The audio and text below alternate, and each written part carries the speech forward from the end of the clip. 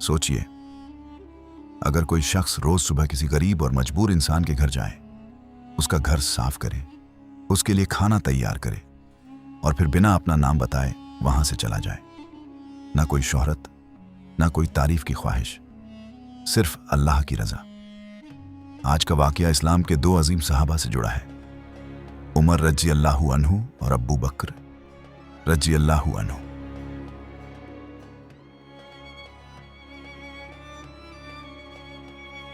उमर रजी अल्लाहु अन्हु अपनी जिंदगी में बहुत एहतियात और जिम्मेदारी के साथ हुकूमत चलाते थे।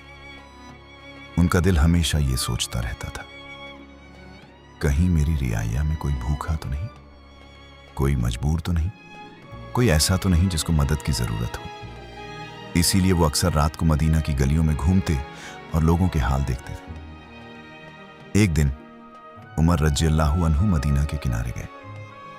वहां उन्होंने एक बहुत बुजुर्ग और अंधी औरत को देखा जो एक छोटी सी झोपड़ी में रहती थी। वो बिल्कुल अकेली थी, ना कोई घर वाला, ना कोई सहारा। लेकिन उमर रजी अल्लाहु अन्हु ने एक अजीब बात नोटिस की। हर रोज सुबह कोई शख्स आता था, वो घर साफ करता, पानी भर देता, खाना तैयार करता और फिर चुपचाप चला जाता। उमर रजी अल्लाहु अन्हु के दिल में ख्याल आया, ये कौन है जो इतनी खामोशी से खिदमत करता है। अगले दिन उमर रजी अल्लाहु अन्हु सुबह से पहले वहां पहुंच गए। लेकिन जब वो झोपड़ी में गए तो सब काम हो चुका था। घर साफ था, पानी भर दिया गया था और खाना भी तैयार था। उमर रजी अल्लाहु अन्हु हैरान रह गए। उन्होंने उस औरत से पूछा, तुम्हारी मदद कौन करता है।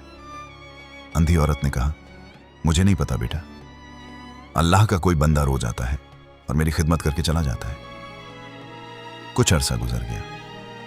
फिर एक दिन उमर रजी अल्लाहु अन्हु को पता चला कि वो शख्स जो रोज उस अंधी औरत की खिदमत करता था, वो कोई आम इंसान नहीं था। वो थे इस्लाम के पहले खलीफा अब्बू बकर रजी अल्लाहु अन्हु। वो रोज सुबह चुपके से उस झोपड़ी में आते, घर साफ करते, पानी भरते, आटा गूंथते, खाना तैयार करते और फिर बिना किसी को बताए वापस चले जाते। ना उन्होंने कभी अपनी खिदमत का जिक्र किया, ना कभी किसी से तारीफ की उम्मीद रखी।